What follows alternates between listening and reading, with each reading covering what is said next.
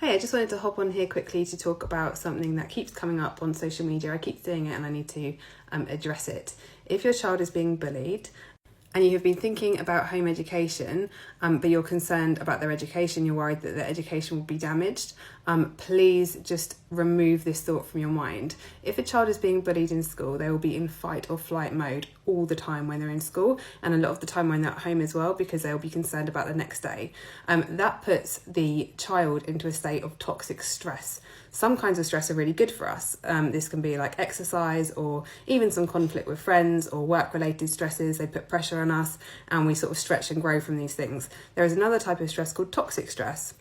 This is the type of stress that soldiers go through when they're in war, and it is stress that you cannot escape from. You feel victimised consistently, you feel helpless, and there is no way to remove yourself from that situation. And bullying is one of these kinds of stress, because children are in a situation where they are mentally or physically in the way of harm and they can't get themselves out.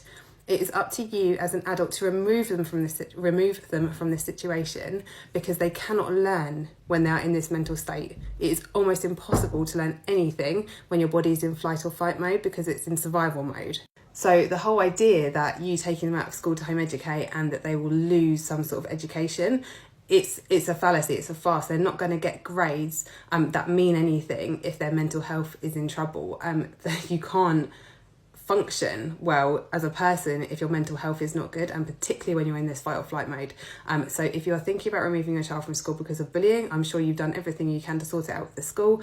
I haven't seen many cases of schools actually dealing with bullying particularly well, and if you are far down that road and you think I don't feel like I have another option, then removing your child, deregistering and home educating them is probably the best option you've got. There's absolutely no benefit in keeping your child somewhere where they are being bullied. There's no benefit socially, emotionally, academically, or anything else. There is loads of help online from other home educators. Join a Facebook group and they can help you.